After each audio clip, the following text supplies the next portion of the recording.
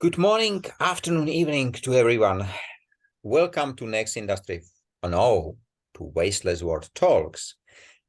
And this time we are two of us. Maybe Kevin will join us, but let's see. It will be a big surprise for us. He's had a lot of work, so he apologizes if he will not be able to. And Bill, we discussed shortly before that the time currently is not the best one for us, but let me do exactly the same as we did last time. I had during the noontime, I have another meeting. It is live audio generally, and this time we talk about education.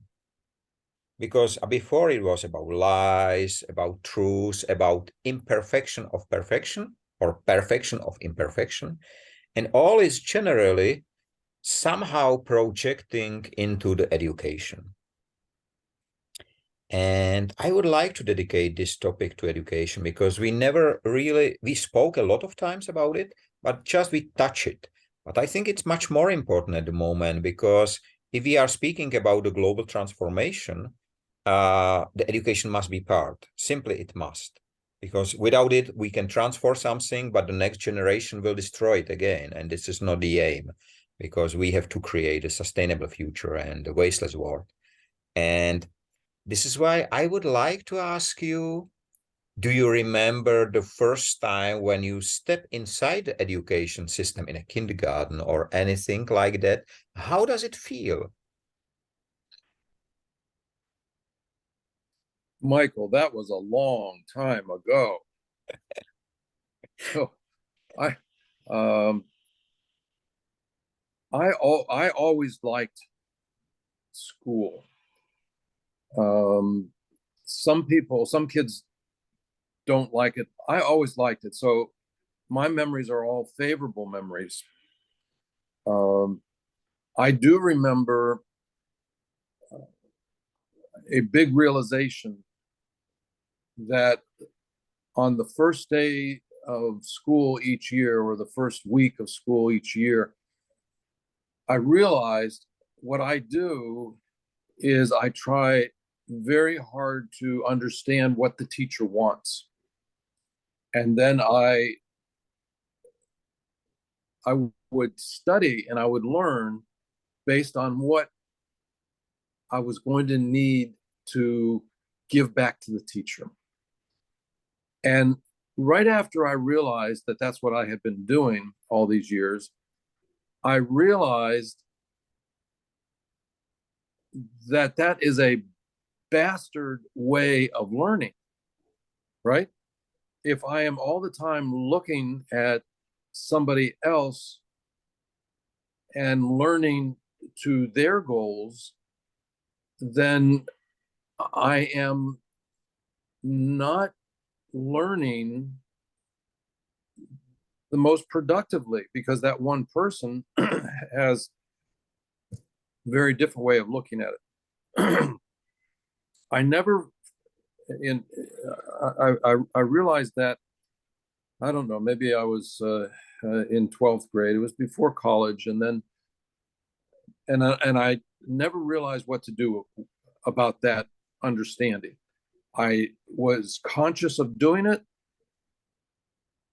but unable to come up with a better way, because the teacher has the power. That grade that the teacher gives is the power. And unless I'm willing to not get a good grade, then I can't seek out my own path. At any rate, this is one of the problems to me in my I'm wrestling with the waste in the education world, as well as a couple of other areas, um, such as healthcare, for example, a lot of waste. But waste in both of those two fields, I think mainly the main problem is that they've been around so long. They're so big, they are behemoths. And their tentacles reach into all parts of our daily life. and they've been around so long, they have a right to exist simply because they've existed for so long, not because they're right. So how do you change something that is so ingrained into our culture, or the Czech culture, or the Chinese culture, or any culture, have been doing it this way for so long? How do you change that?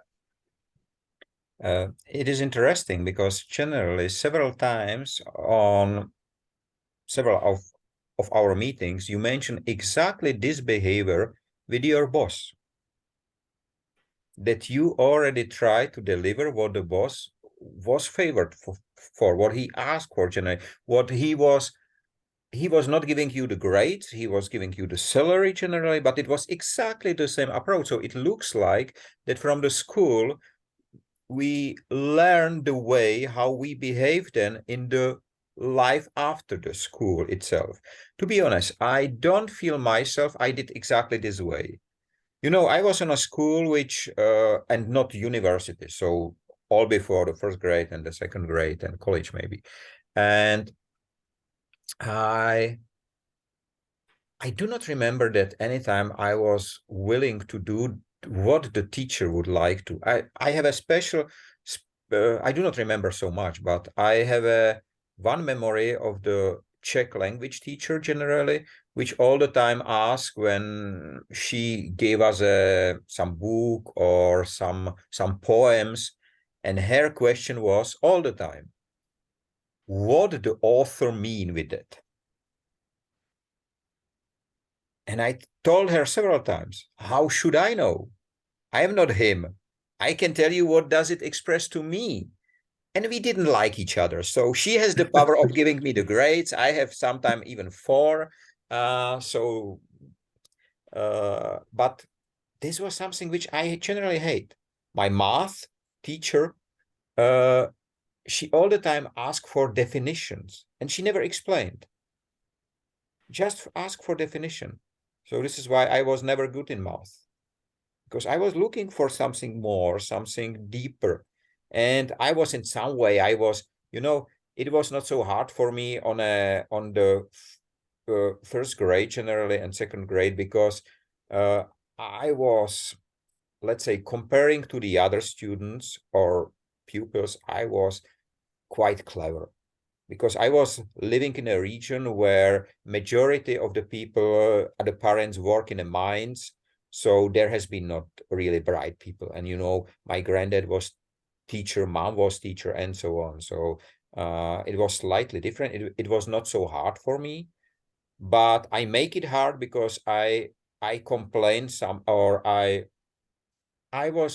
did not agree with the teachers.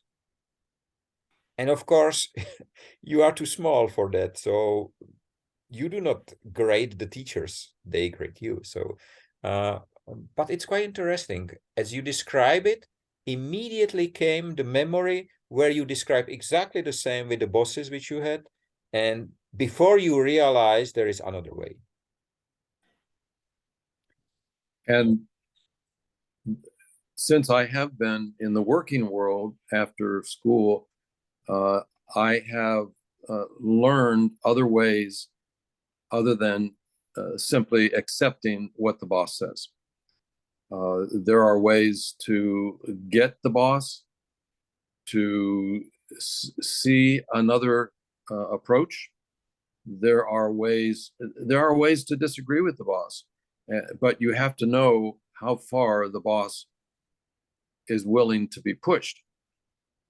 And so these are all things that I learned once I was in the working world.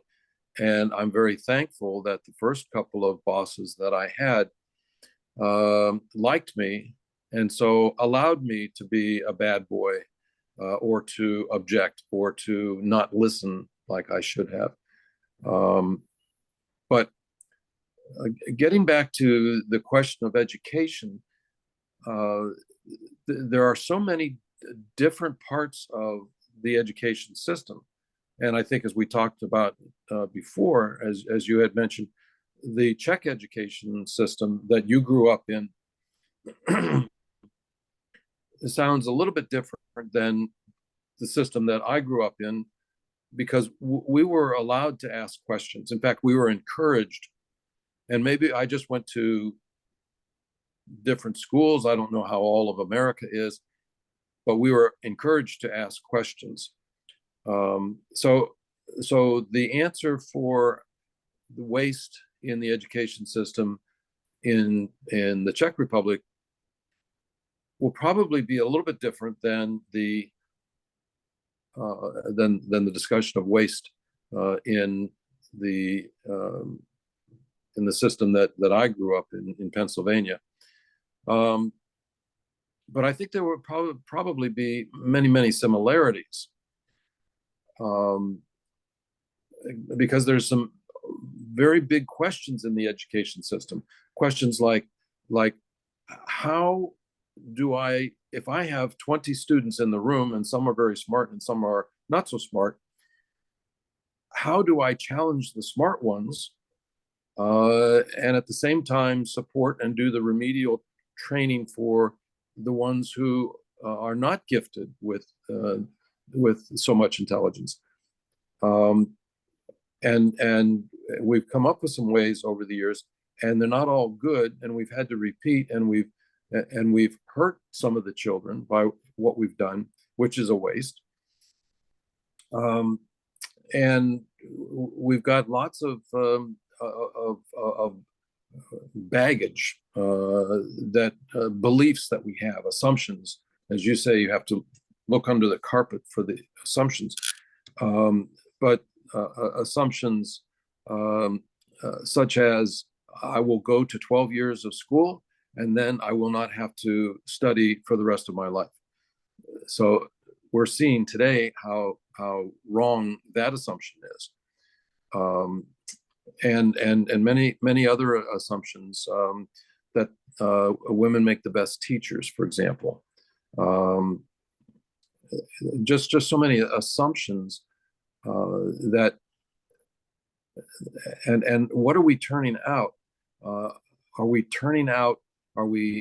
producing students, graduates who are trained in the skills that are necessary to be productive in society today? Or are we turning out graduates who were trained for the same skills that our fathers were trained for, even though the world has changed? And those are questions. And the answer is of course, yes, that's exactly what we're doing. But there's a whole spectrum of how bad it is. I was very pleasantly surprised this past summer. My wife and I went back to my high school 50th anniversary, and we took a tour through the high school, which was new when I went to it. And one of the rooms, there were two rooms that impressed me. One was the computer sciences room, and I expected to walk in and see all these laptops open or whatever it was. And when we walked in, here were robots. They're making robots, and here's a racetrack that the robots ran on, and they're actually making things. And I thought, how wonderful! The kids get to use their hands. They get to make something that's today and not 50 years ago. The other room that impressed me was the art room. Now, how much, does art really change over the years?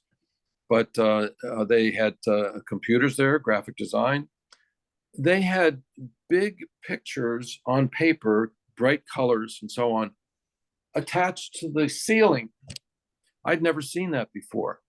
And the feeling that I immediately got was, I am being surrounded by art, which is a good feeling. I mean, that's what it was very impressive.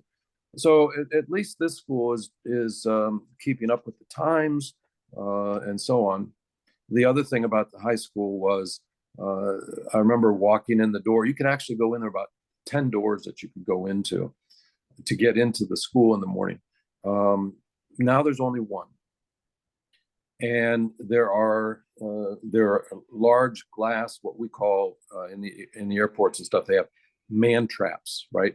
You can go in, but you can't come out of that little room until somebody throws the switch. And so they have these man traps in the high school, and I I just I just shuddered when I saw that. That's a sign of the times as well. So I'm nowhere near understanding how we can remove some of the waste out of the education system. I think generally that you touch on many of those, and you are right that it is different in a different country, and even location. I think it will be different in different states of the US probably. In my country, and it is unfortunately until today, the teachers do not want the pupils to ask questions. It's horrible when I have and I have so many already speeches there speaking about the entrepreneurship and so on, and the students are completely silent. They do not ask. And when you ask them after, they said, the teachers do not want us to ask. You know, it's horrible. It's horrible, really. So for this, I think it is localized. I do believe that in some countries where, for example, the religion is, you cannot question the religion. So you receive it. So that's another aspect. But what I think will be very similar is the fact that we do not try to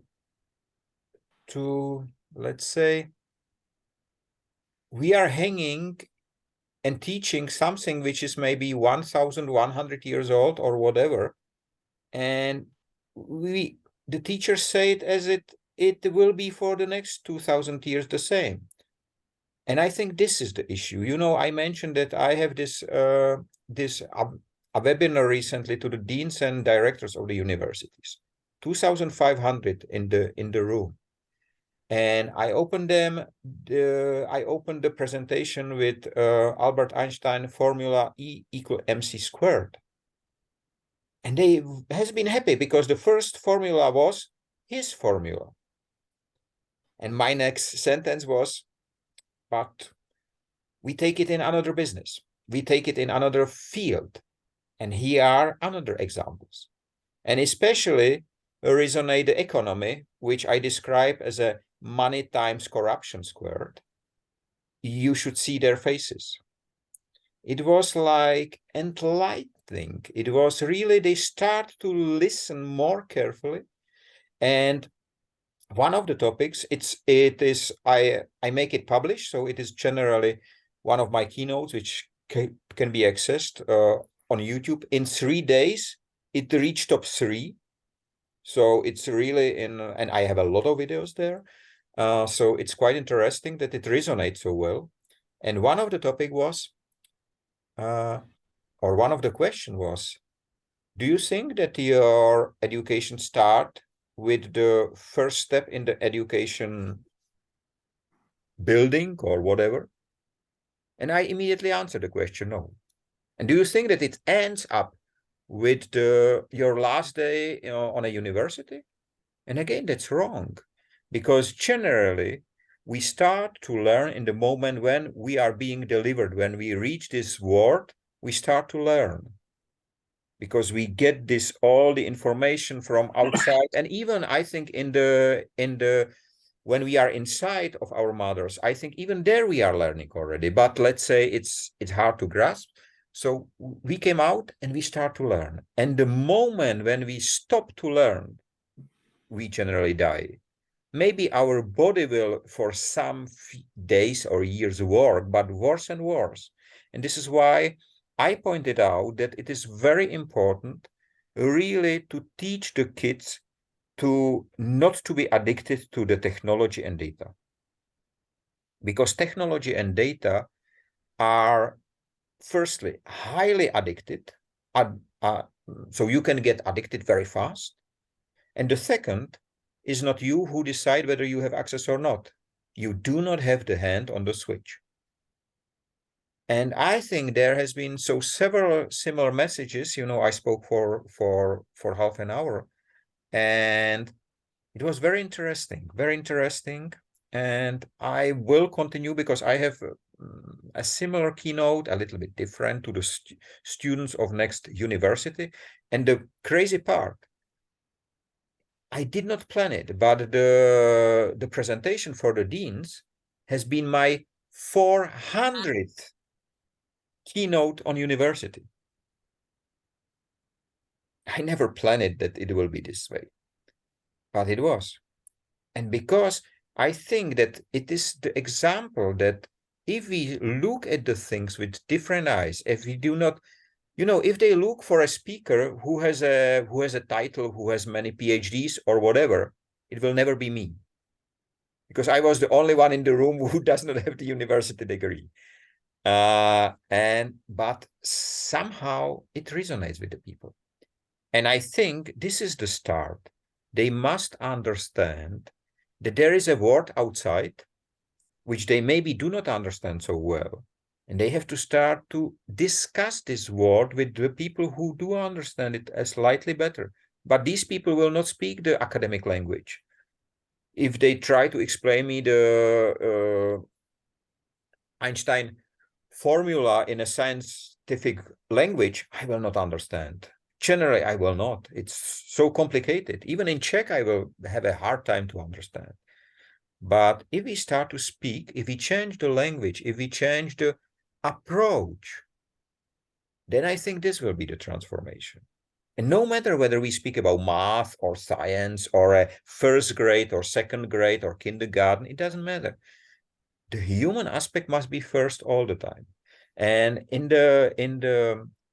today in the other discussion, there was interesting because one of the speaker was a teacher. She is in rent already, and she has this ADHD syndrome discovered 5 years ago. She's over 60 at the moment, so she has adult version of that. But she said already from the kindergarten, I was slightly different, but at the time it was not diagnosed anyhow. So, but she said that all the time to everyone. She tried to really teach the children, let the children to learn by themselves.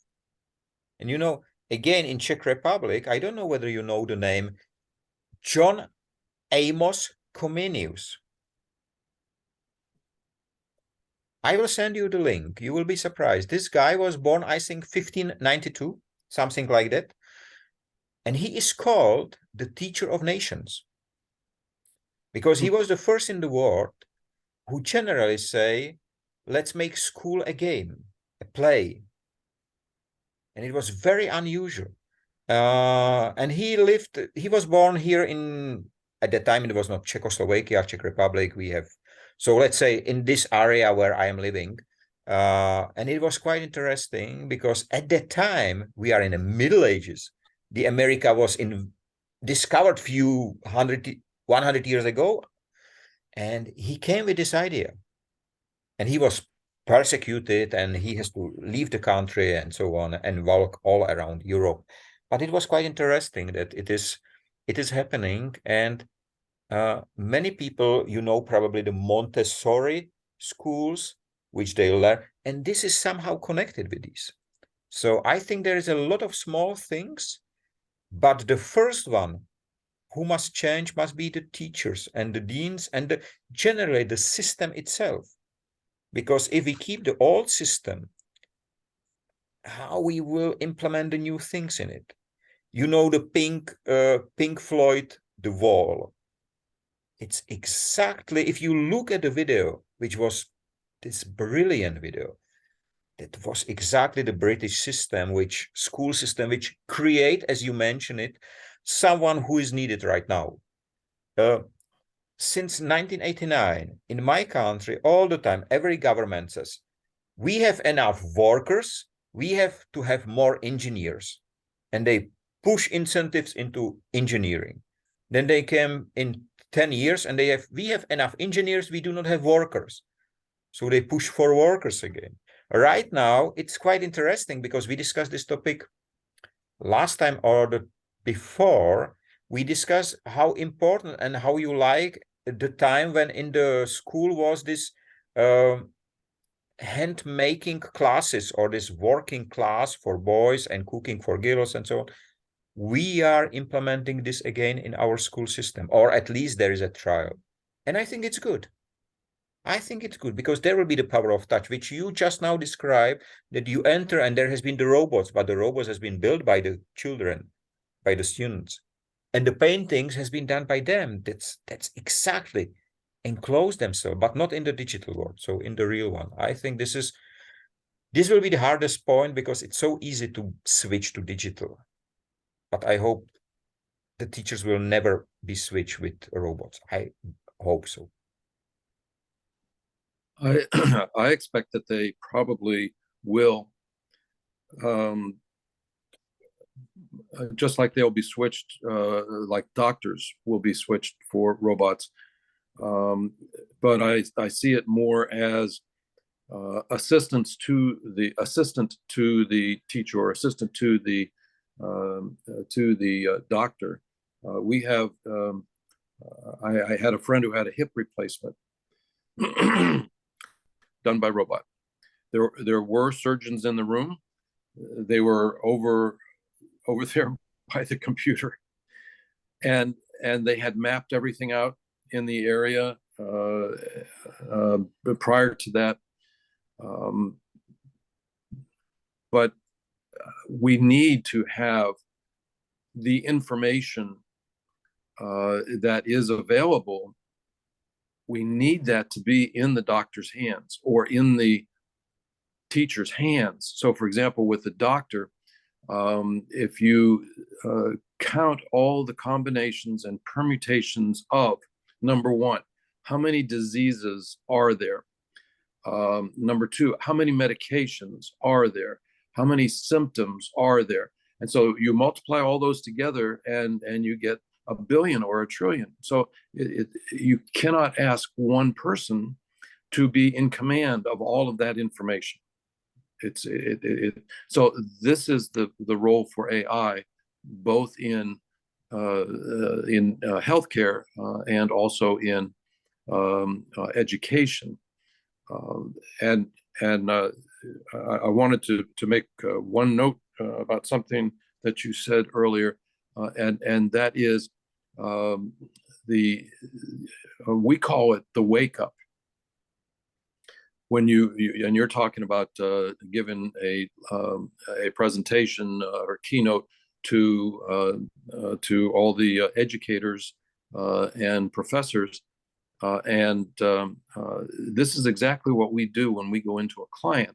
One of the very first exercises is the wake up exercise, because we're looking at a room full of people who have worked at the same company for 10 years or 20 years or 30 years, right? And there are silos, of course. There's tunnel vision. I grew up near a lot of farms, and we used to put blinders on the horses, right? And so people who have been in one company for 30 years have their own blinders on, so that they are restricted from looking left or looking right. So the wake up is something to take the blinders off and get them plugged into inputs that they've never been plugged into before. We distribute a list of websites and newsletters and so on, put on by futurists. And every week, the first part of every planning session is 15 minutes of wake up. Tell me what you read this week. Tell me what gee whiz things you're familiar with now. And basically what we want to do is we want to take a bomb. I hope AI doesn't pick up that word and block me now, but we want to take a bomb and blow the walls down. And we want to get the workers to come into work in the morning in different ways, either carpool, make a different route, Zoom, 100 different ways to do what they've been doing, but they've had their blinders on. So the first thing we need to do is the wake up, and that wake up needs to continue. It's not a 1 week lesson. It's so we had one client for a year and a half. And every time we met, every week that we met, the wake up was the first 15 minutes, and such engagement out of those people. Like it was fun. Like you mentioned the old professor from the 1500s. Let's make it fun, and that's what they're doing in business now. Gamification. It's a whole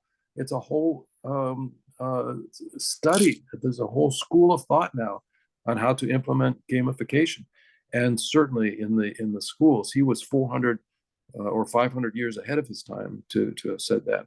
And I'd like a link to that person. I'd like that person's name again. Thank you. I will send it to you.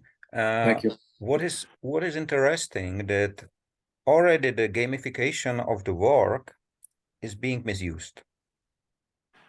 If you look at Amazon, for example, so it's not like have a fun in the work, but do more than the others do. Run faster, pick more. And generally, it really turned, and I think it was a New York judge or someone who really pointed out that they are over the limit already. They call it gamification, but in fact, it's just a, what it's called, Whip. It's a whip. It's a way to whip the workers, right? And, you know, it's really not healthy at all. And this is what the technology can easy do, because you get a tag and you are measured on every single moment of the day. So this is not the right way. I think we should play, but we should not turn it into the whip. And that, I think it is quite important to do it. But you mentioned one very interesting point on the wake up. You know, Greta Thunberg delivered wake up, but she did not deliver the proposal or the tool what to do when you are awakened. She delivered next week again wake up, and again every week for 3 years already. But the people, when you wake up and you have nothing to do, or you do not get the tool, you get even in a deeper sleep. So, and this is the next risk, of course, which we are facing at the moment. And it is important to understand, because it's so easy to get into this digital final whatever a message. There is one interesting thing. I finished yesterday an article. We have 3 more minutes. I finished an article. It's called Industry 5.0 in the Mirror, Future in the Mirror, Future in the Mirror. And as I finished it yesterday, I realized that in the virtual world, there is something missing. There are no mirrors. It's quite interesting. There are no mirrors to look behind you. So you cannot look at the past. You know, because you can see, we discussed many times how important it is to get back to the roots. And the roots are somewhere here behind me. If I have the mirror, I can look at it. Right with the camera, I see what my dad made here behind my back. But there are no mirrors in a virtual world. And there is a reason. Because they would like us to forget there was anything before. You know, they do not want us to remember. LinkedIn cut the analytics after 2 years. You do not see any more analytics of your post. Some social media cut it in few days, few months. You don't see anything, maybe numbers. There was 5,000 visitors, but that's all. No relation, nothing. And this is one of the big risks of the digital world. And this is what we have to really explain to the teachers, so as to the students and to everyone, because as we said before, there is not a single one who is not student and at the same time the teacher. And this is what the people has to understand.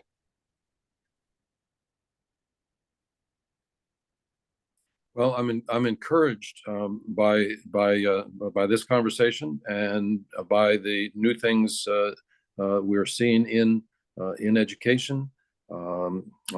I think it will look very different. It already looks very different. So this is a conversation that we should continue. The problem with two of us or even three of us is that every hour conversation is very similar. So we have to have so many heads. And I think it will be every single day we can discuss. But I will finish with quite interesting information for you. Industry 5.0 entered USA. Not with me. Last week there was a presentation well done by a company. I will send you the link. Generally, they are working with employees and something like a workforce, employment and similar. And they have a great, really the boss has a great presentation. And he was so surprised that I was there because he read some of my work. And we have a great discussion, and tomorrow we will continue. And I think that especially through the workforce, we will enter the market. Because as I said, when we started to talk together almost 2 years ago, I said that Industry 5.0 will be everywhere. And there are, of course, different projects and so on, which are trying to push, but Industry 5.0 will be there. If they will or not, it's simply there. And this will be probably the change. So I will inform you how it was going. It is tomorrow at that time, probably, or a little later. I don't remember. But if you ever have one of these discussions and you would like a third party in that, please let me know. I will for sure. Not the next one tomorrow, but this is something which I would like to do because, we are speaking so long together that we speak the same language and we do understand each other. Only you can explain it much more better than me because of my limitation of the language generally. So, but it is great. It is great. I will do. So we have 1 minute left. So do you want to finish today the conversation? I think education is a wonderful topic. I find myself being the teacher with my grandchildren and loving it and listening to what they say, thinking with their 4-year-old mind or their 6-year-old mind. That is my wake up. When I hear them interpreting the world and then speaking to me, that's my wake up. And I love being around them. That's great. So let's wish everyone have a nice time free of waste and wasting in all its forms. Stay safe and free. And we meet again to finish this on the Google. Have a nice time, everyone. Bye-bye.